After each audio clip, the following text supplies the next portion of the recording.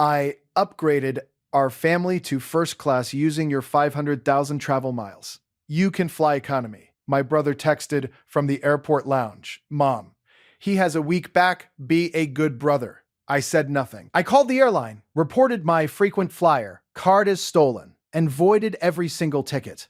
When the gate agent called security while they were boarding, I was standing at gate B14 at Minneapolis-St. Paul International Airport on a Tuesday morning in March of 2024 when my phone buzzed in the chest pocket of my jacket. I had just come off a 48-hour shift. I want you to understand what that means. Not 48 hours of dozing in a recliner waiting for a call, 48 hours of a chest compression bruise forming on both my palms of a woman named Darlene Hutchinson. 67 years old, flatlining twice in the back of the rig on Interstate 394. Of her coming back the second time and saying, "Did I die?" And me having to decide how to answer that while her oxygen saturation climbed back toward 92.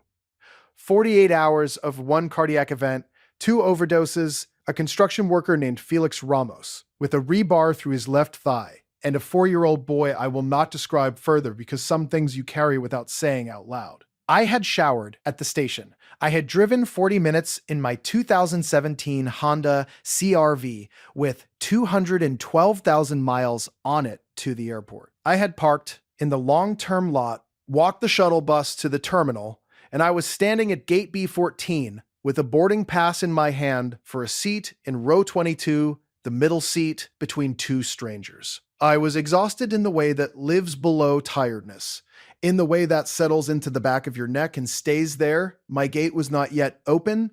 I sat down in one of those black vinyl airport chairs and took out my phone. The text was from my brother, Derek Callahan. He is 38 years old, 3 years younger than me. He sells commercial real estate in Scottsdale, Arizona. He drives a 2023 BMW 5 Series, and he has, in the 11 years since he moved to Arizona, called our mother more than he has called me, which is to say he has called me approximately 4 times. The text said this: "Hey bro, had to upgrade the seats. Back been killing me. Used your miles for the family. You're in economy. Lounge is great. Haha. Safe flight.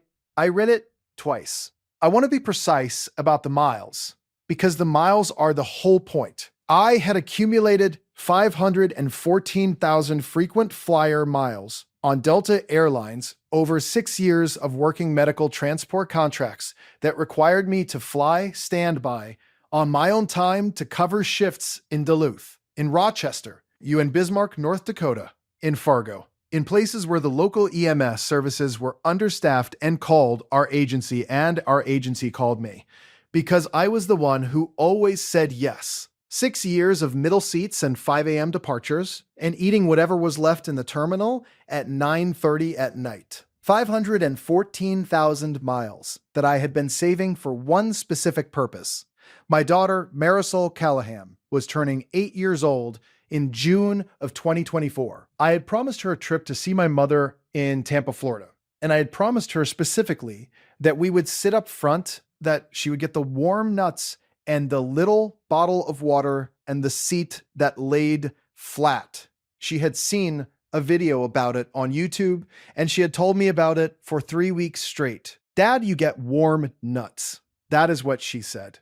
"Dad, you get warm nuts." I have laughed every time. But before I tell you what I did next, and what happened at that gate 40 minutes later, you need to understand what kind of family I come from, and what kind of man I have spent my life trying not to be. My father, Raymond Callahan, was a union pipe fitter out of St. Paul, Minnesota. He worked for 31 years for the same contractor, Hendricks and Brower Mechanical, and he came home every day with his hands the color of old engine grease no matter how hard he scrubbed them. He was not a complicated man. He believed in showing up, and he believed that the people in your family were the people you showed up for. No exceptions, no conditions, no asterisks. He died of a coronary event in November of 2019 at 64 years old. He died on a Tuesday, which I know because I was on shift, and the call came in through dispatch because the neighbor found him. And for approximately 45 seconds before the address resolved on my screen, I did not know it was him. I was the one who ran the call.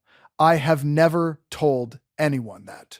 Not my mother, not my ex-wife, Carrie, who I was still married to at the time. Not Derek. My father had a saying that he used constantly, to the point where it became something my brother and I rolled our eyes at when we were teenagers, and something I now say to Marisol without thinking about it. He would say, "You don't get to decide what you owe people. You only get to decide whether you pay it." Derek decided long ago that he did not owe much. It was not one thing. It never is. It was Derek not coming home when our father had his first minor cardiac event in 2017 because he had a deal closing. It was Derek showing up to our father's funeral for exactly one day and flying back to Scottsdale the next morning because he said he could not leave Sandra, his wife, alone with the kids for longer than that, even though Sandra's parents live 40 minutes from their house. It was Derek telling my mother, Elaine Callahan, 68 years old, retired dental hygienist, living on Social Security and a small pension from Hennepin County, that he was working on bringing her to visit every 6 months for 4 years. It was me buying her the ticket to Tampa this past January. Me driving her to her cardiologist appointments. Me being the person she called at 2 in the morning when she thought she heard something outside her apartment. I did not resent this. I want to be clear about that. I did not resent it because my father told me not to waste good feeling on resentment. What I resented was something different. What I resented was Derek turning it into a performance. Acting. At every family gathering, at every holiday phone call, like the score was even. Like his presence, when it arrived, was a gift, so generous it wiped out every absence. This trip to Tampa was the first time our family had traveled together since our father's funeral. My mother had asked, back in January, whether we could all go together. She had used the word together in a way that made it impossible to say no. She is 68 years old with a mitral valve condition, and she was asking for one trip where her 2 sons were in the same airport at the same time. I said yes. I called Derek. Derek said he was in, that Sandra and the 2 boys, Katie, 11, and Tyler, 9, would come, that it would be great. I booked the tickets. I applied the miles. I put Derek, Sandra, Cade, and Tyler in Comfort Plus seats in rows 6 and 7. Because Derek had mentioned in the past that he preferred extra legroom. I put my mother in row 5 on the aisle because of her knees. I put Marisol and myself in row 22, middle and window, because that was what was left after I had taken care of everyone else, and because I did not mind. I genuinely did not mind. I had kept 514,000 miles for 6 years, and I spent 392,000 of them on this trip. And I thought for the remaining 122,000, I would wait until June and take Marisol up front. Just the 2 of us. Warm nuts, little bottle of water. That was the plan. Derek had access to the reservation because I had shared the confirmation code with him in January, so he could see his seat assignment. That is all I gave him. The confirmation code. What he did with it was call Delta Airlines, claim to be the primary account holder, upgrade himself, Sandra, Cade, and Tyler to first-class seats in rows 2 and 3, and place my mother in Comfort Plus, which was a lateral move, a side shuffle, not an upgrade. And then he moved me from row 22 to row 29, the last row. The row that does not recline because it is directly in front of the lavatory wall. And then he sent me that text from the Delta Sky Club at 8 a.m. Had to upgrade the seats. Back been killing me. I sat in that black vinyl chair at gate B14 and I read the text again. Then my phone rang. It was my mother. Jonathan, Derek told me what he did, and I just want you to know he means well. His back really has been bothering him. You know he has that history with his L4 and L5. You're a medical professional. You understand these things. I said, Mom. She said, he's your brother. Be a good brother. I said, I understand. I hung up. I sat there for a moment. The gate was not yet open. There were maybe 30 people in the seating area. A woman across from me was feeding Cheerios to a toddler, one at a time. A man in a Carhartt jacket was asleep with his mouth open. The departure board said the flight to Tampa was on time. I thought about my father. Specifically, I thought about his hands. How they were never fully clean. How he held a wrench the way some men hold a steering wheel, with a kind of permanent comfort, like the grip was part of his anatomy. I thought about what he would say in this exact moment, and I knew with a certainty that felt like bone that he would not say, "Let it go. He's your brother." My father was a man who believed in showing up. He also believed in consequences. He used to say, and this was the other thing he said so often, it became wallpaper. Respect is not the same thing as forgiveness. You can forgive a man and still make him face what he did. I took out my phone. I called Delta Airlines. The number is on the back of the card. I have the card memorized because I have used it so many times that the numbers on the front have worn smooth.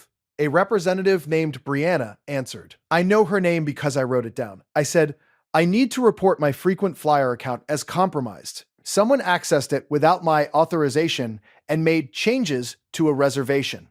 Brianna said, I'm sorry to hear that, Mr. Callahan. Can you verify your account number and the last 4 digits of your social security number? I gave her both. She said, can you describe the unauthorized changes? I said 4 passengers had their seats upgraded to first class using my miles without my permission. I did not authorize this. The charges total approximately 222,000 miles. She said, I see that here. Do you know who may have accessed your account? I said, I do not know. Someone had my confirmation number. There was a pause. Brianna was typing. She said, Mr. Callahan, what I can do is flag the account, reverse the unauthorized redemptions, and restore the original seating assignments. Hugh. However, the first-class seats that were booked with the reversed miles will be released, and those passengers will be returned to their previously assigned seats or the next available equivalent. Do you want me to proceed? I said, yes, please proceed. She said, this will also trigger a security lock on the account and a temporary hold. All tickets on this reservation will need to be re-verified at the gate. There may be a brief delay for those passengers during boarding. I said, I understand, she said. Is there anything else I can help you with today, Mr. Callahan? I said, no, thank you, Brianna. I hung up. I put my phone in my pocket. The gate opened at 9:15 in the morning. I stood in line. I was in the last boarding group, Group E, because my seat was in row 29. I watched the other groups board. I watched Group A board, which was first class. I did not see Derek or Sandra or the boys come through the general boarding area, which meant they were already in the Sky Club or had boarded through the priority lane earlier. At 9:43 in the morning, the gate agent, a man named Carl, I could see his name badge from 10 feet away. Carl picked up his intercom handset. He said, over the airport speaker system, we have a seating issue for passengers Callahan. D, Callahan, S, Callahan, C, and Callahan, T. Would those passengers please return to the gate immediately? I was standing in the Group E line. I did not move. I waited. 2 minutes later, I heard Derek before I saw him. He is a voice that was built to fill rooms. He played lacrosse in college, and he never fully came down from it. What do you mean there's an issue? We're already seated. Carl said calmly, the way good gate agents are calm, with a specific and practiced neutrality. Sir, there has been a flag on this reservation related to the redemption of frequent flyer miles for your seats. The miles used for the first class upgrade have been reversed. Your original seats in Comfort Plus are available. Derek said, that is insane. Those miles were... My brother authorized me. Carl said, sir, I have a notation here that the account holder reported unauthorized access and requested reversal. I'm going to need you to move to Comfort Plus, or we cannot complete your boarding. Sandra said something I could not hear. One of the boys said something. Then there was a longer pause, and in that pause, I moved forward with my group. I walked past the gate desk. Derek saw me. He said, Jonathan. He said it the way you say a name when you are putting a meaning inside it that you cannot say out loud in an airport. I looked at him. I said, hey, Derek. I kept walking. The gate agent, Carl, looked at me and then back at his screen, and his expression did not change because Carl was a professional and Carl had seen everything. I walked down the jetway and I found my seat in row 29. The seat did not recline. The lavatory was directly behind me. I put my bag in the overhead bin. I sat down. I put on my headphones. 40 minutes later, we took off. Now I need to tell you what happened when we landed. Because this is not a story about an airplane. This is a story about what happens when the person who taught you what family means is no longer alive to be the referee, and the family has to figure out what it is without him. We landed in Tampa at 2:17 in the afternoon. I had slept for most of the flight, which tells you everything you need to know about how tired I was. When I came off the jetway into the terminal, my mother was standing near the baggage claim sign with her roller bag and her good beige cardigan, and her expression that I recognized immediately as the one she uses when she has been crying and has decided to stop. She said, "Jonathan." I said, "Mom, how was the flight?" She said, "You know very well how it was." I said, "Are you okay?" She said, "My knee is fine. The seat was fine. Your brother is furious." I said, "I know." She said, "What did you do?" I said, "I protected my account from unauthorized access." She looked at me for a long moment. Elaine Callahan has the kind of eyes that your father passes down to you without meaning to. Brown, steady, with a way of holding the question longer than is comfortable. She said, "Your father would have handled this differently." I said, "No, Mom, I don't think he would have." She pressed her lips together. She took her roller bag and we walked toward baggage claim. Derek did not speak to me that day, or the next. We were staying at a rented house on Bayshore Boulevard, a 3-bedroom house with a screened porch and a pool, which I had also arranged and paid for, because that is the kind of detail that does not come up when Derek describes his role in family events. He and Sandra and the boys took the 2 larger bedrooms. My mother took the 3rd. Marisol and I took the pull-out couch in the living room, which was not comfortable and which Marisol declared actually kind of like camping, and therefore acceptable. On the second morning, my mother came and sat next to me on the porch while Marisol was in the pool with her cousins and Derek and Sandra were still asleep. It was 7:20 in the morning. She had 2 coffees, and she gave me one. She said, "Tell me the truth, did he do something really wrong, or were you just angry?" I said, "He took 500,000 miles that I spent 6 years earning on 48-hour shifts, and he used them without asking me, and he put you in a worse seat than what I had already given you, and he texted me from the lounge like it was funny." My mother was quiet. She said 500,000. I said 514,000. She said, "He told me you had extra." I said, "I had 122,000 left. I was saving them for Marisol, her birthday trip. I promised her first class." My mother set down her coffee. She did not say anything for a while. The pool filter hummed. A pelican landed on the seawall across the canal and sat there like it was waiting for the meeting to start. She said, "He doesn't understand what things cost you." I said, "No." She said, "He never has." I said, "No." She said, "That's my fault, Jonathan, some of it." I said, "No." She said, "No. Let me say it.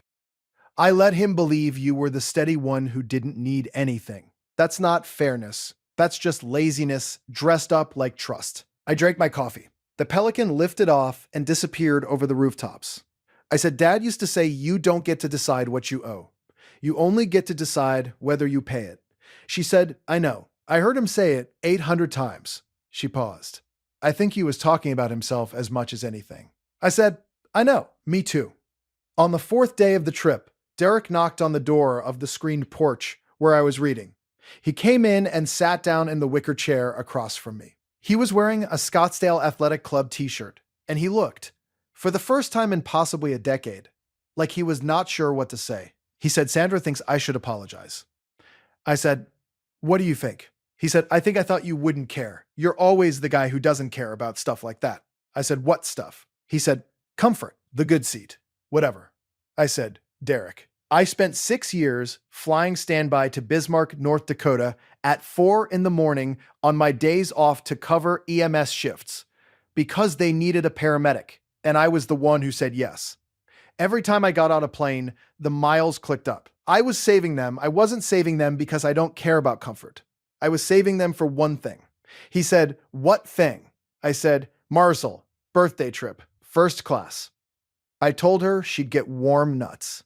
The silence that followed was not comfortable. Derek said, "I didn't know that." I said, "No, because you didn't ask." He said, "I'm sorry, Jonathan." He said it the way I believed he meant it, which is to say, simply, without decoration, without the performance. Just those 3 words with nowhere to hide behind them. I said, "Okay." He said, "Is that enough?" I said, "It's a start." He said, "What does a finish look like?" I said, "Show up. For Mom. For real. Not for the performance of it. Not because it makes you look like the good son. Because she has a mitral valve condition. And she is 68 years old. And she lives alone. And she should not have to wonder whether her son will come when it matters." Derek was quiet for a long time. He said, "Dad should have been here to say that." I said, "Yeah, he should have." He said, "Do you think about him when you're on the job?" I said, "Every time." He said, "I think about him every morning," which sounds stupid given everything. I said, "It doesn't sound stupid." We sat there together on the porch in the Tampa humidity, the 2 of us, with the pool visible through the screen and the sound of our kids somewhere inside the house, and neither of us said anything else for a while. It was the longest we had sat in the same room without an agenda in 11 years. That is not a resolution. That is a beginning. I want to be honest about that. The trip ended on a Sunday. We flew back separately, Derek to Phoenix, me and Marisol to Minneapolis. My mother took a cab back to her apartment on the other side of Tampa.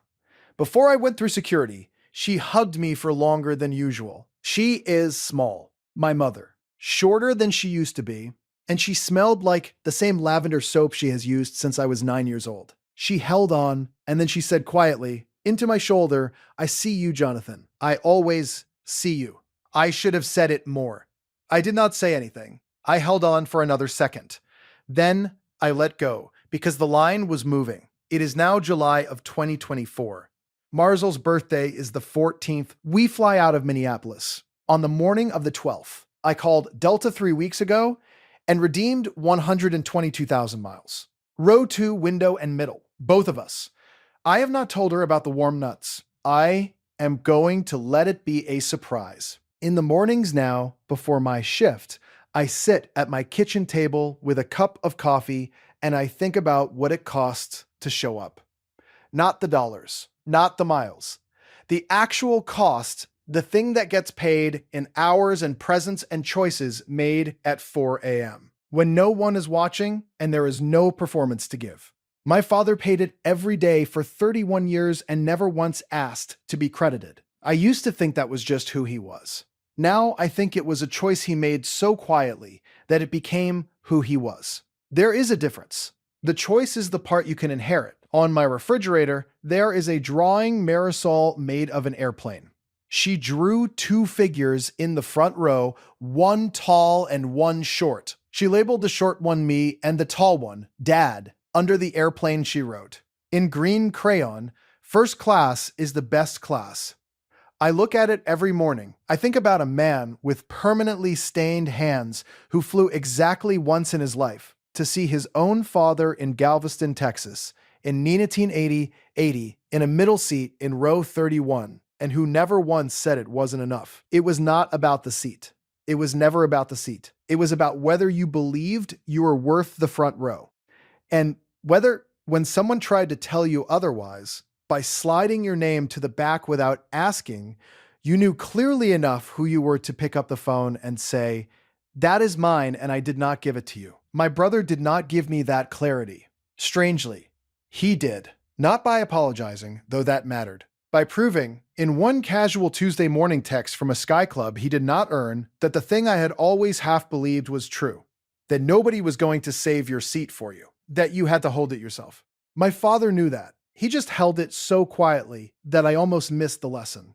Now I want to ask you something. Have you ever worked for something so long and so quietly that the people closest to you forgot it had a cost? Have you ever been the steady one, the one who doesn't need anything so convincingly that even you started to believe it? And here's the one I want you to sit with. What is sitting in row 29 in your life right now? What did you earn? What did you save? What did you build slowly and without announcement that someone else is sitting in comfortably without ever having asked? And do you know clearly enough that it is yours?